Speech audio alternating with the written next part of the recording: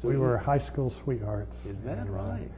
Ended up, we'll be married 30, I'll get this right. Oh, yeah, not to put you on the spot, it is 7 a.m. 36 years, that's right. Congratulations. So it's been a good, long relationship. And you all have, I think I saw 2 children who are here working in the operation with you. Yeah, both my children work with me. My son Stephen is full-time. Right. And my daughter TJ works part-time. She's also a teacher at Kingston Elementary, teaches physical education. Is that right? Yeah, but during her off hours and during the summer, she helps out. Good, good. I think I even saw some scuba diving you all have been doing recently as a family in both your publications here in the Orient Independent and in the Chronicle. So some good family time.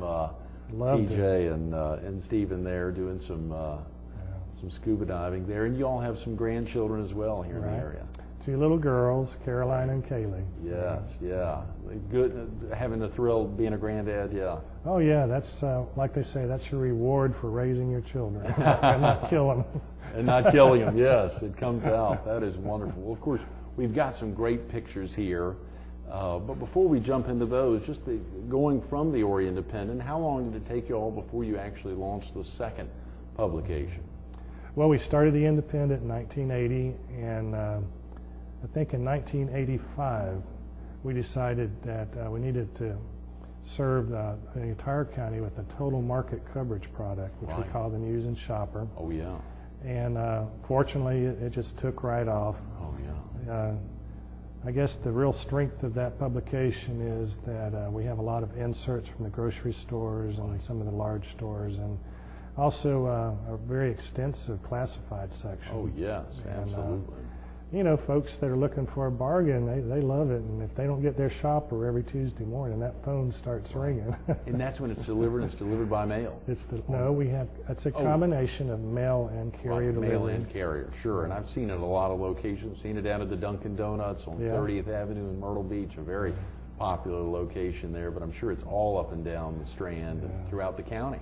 Yeah, we actually have home delivery in the Conway and Loris and Aner areas. Okay. And then we do rack distribution along the coast. Sure, sure. Well, I've seen it in a lot of places, and it's a very popular publication. As you say, if folks aren't getting it, you're getting the phone calls. Oh, yes, absolutely. You're getting the phone calls. Well, that is as you think about those early years of growing the Orient Independent, what were the first few years like, Steve? Oh, it was fun and crazy and just very challenging, which might be a good word for it. Right. We started in a very small office on 3rd Avenue. I had 3 people originally working with me. You and was Cheryl in it then? No, actually Cheryl taught during that time. She was my backup. Is that right? In case the paper failed or whatever. But and she supported me that way, and also kept the children and provided us a really good home environment so I could concentrate on the paper. That is tremendous. And it was very challenging. I remember staying up all night on production nights to get the paper to the press on time. Oh yeah. And it was like that for probably the first couple years. I think our big break came when a woman named Brenda Holt came on board with me as my sales manager, and she was a ball of fire. Oh yeah. And as you know, we can't pay the bills unless the advertising's coming in. That's right. That's right. And she was able to secure some nice accounts that gave us a good foundation. Great. Good. So I would definitely have to give Brenda a real pat on the pat for a lot of credit her, in the early days. Is she still here in the area? She is. She is. In fact, Brenda was our partner for a few years, and then later she wanted to go on with something else. And Cheryl and I ended up purchasing her interest in the paper. I think I saw that in '87 or '89. That's right. Yeah, which is tremendous. And Kathy Ropp, your editor, joined you all pretty early on. Was she out of the gate? Absolutely. Kathy was with me from the very start. Right. And she has been another mainstay of the paper. I just can't say enough about Kathy. She's a local girl. Right. She understands what's important to local people. Right. She is probably one of the top professionals, journalists in the state. In fact, she was named Journalist of the Year back around You better be careful. It's early, but not that early. Around 1990, and she became editor about the same time, and she really directs the entire news effort and does a wonderful job. That is tremendous. You know, you think about everyone. I'm sure you could spend 15 minutes talking about each person in the operation and the impact they have and how you just couldn't do without them. Right. You couldn't put the paper out. You couldn't get local news.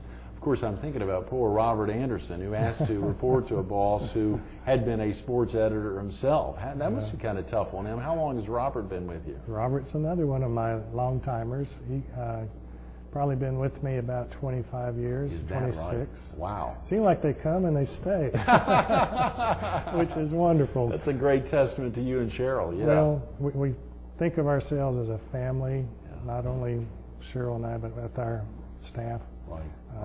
We're a small operation, and we're able to, keep it on a very friendly and cordial basis. That small operation, Steve. The little Weekly Herald here is a small operation. You guys are a big operation. I mean, small, still a family-owned operation, and surely nothing like some other publications around. But you all have really ramped up as you think about the 28 years, going from 3 people to, and of course, farming out the printing, to being able to control it on your own and actually take that in.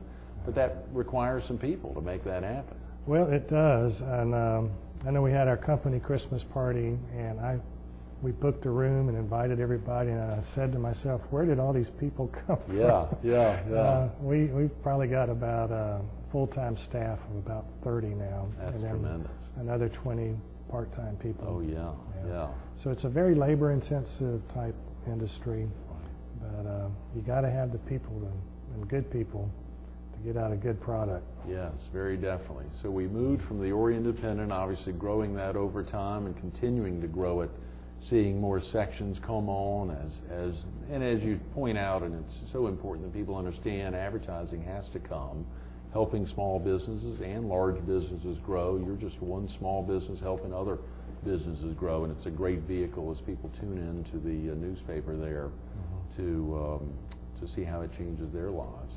But as you think about it growing, opening the door to the News and Shopper here, and then later you all purchased, I believe, I may be fast forwarding too far, but a publication, a very popular one in Loris. Right. The Loris scene was started by Ricky Hardy. Right. And he and his wife Marty operated the paper for a long time. Is that right? But in '97, he was ready to go on to something different, and he offered me the paper. At the time, it was a tabloid, which is a half-size newspaper. Okay. We went in there and made a regular broadsheet-size paper, and put in a full-time editor and full-time advertising salesperson, and that paper has really prospered. Last couple of years, it's been recognized as the best newspaper for its size in the entire state. Statewide, I know, absolutely. In its circulation category, I think it has really hit some home runs there. Yeah. And that's in large part due to Michael Smith, who has subsequently become editor of the Carolina Forest paper. Absolutely, the Chronicle, which is really coming off. I'm thinking about those years that end with a 87, when you and Cheryl were able to buy out your partners, and grow that in 97, buying the scene there, and in 2007, launching the Carolina Forest Chronicle and getting the new press. It looks like that Lucky 7 is really working well in the Robertson household. Well, that's an interesting observation. I hadn't thought about it. Absolutely, and I wish we had 7 minutes, but we only have 3 minutes. So let's go into talking a little bit about some of these photos here and just that transition, the big opportunity of. I see one of the first shots here is a shot of one of the units or some of the units being delivered here for the new Orient printing press, and just explain to viewers how it's, if you can give a little sense of how it's put together. Sure. Well, a printing press consists of printing units. Okay. Each unit can print up to 4 pages of a newspaper at one time. What we ended up doing was purchasing 4 units that can print black and white or 1 color each. Plus what we call a 4-high. That's 4 units stacked right on top of each other. And it's able to print process color, which is full color, on both sides of the newspaper page at one time. So actually what we had was 8 units to install. Wow. Yeah. They came in containers from India around September in 2 big containers, and it took about a month. Oh, come on, Steve. Yeah, it took a whole month. Yeah. The Indian company we purchased the press from sent some technicians over to help with the installation. Great. And it did. It took us a month to get it up, get it in position. Alignment is extremely important with these presses because even a thousandth of an inch can make a difference. Yes, yes. So it was a very tedious, time-consuming job. And then, of course, we had to do startup operations and make sure that all the parts were moving correctly. Right. So we really didn't get our first newspapers off the press until around, I guess, the middle of September. Okay.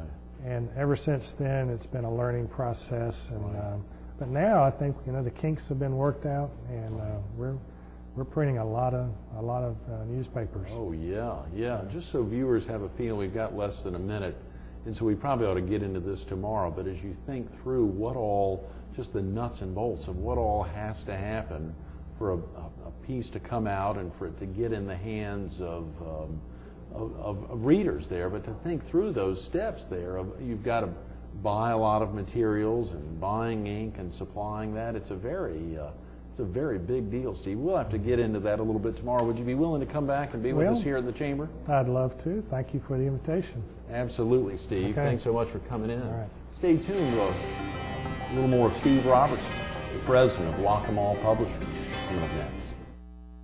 If you've been sitting with us the last 30 minutes, you got to hear the thrill about launching a new publication, launching a new newspaper back in 1980, launching another publication in 85, buying a publication in the late 90s, getting a big new printing press just last year in 2007. Do you want to hear about launching, birthing an entirely new publication in 2007? You got to come back tomorrow. Do you want to hear about some of the difference between free and paid circulation? You got to come back and be with us tomorrow.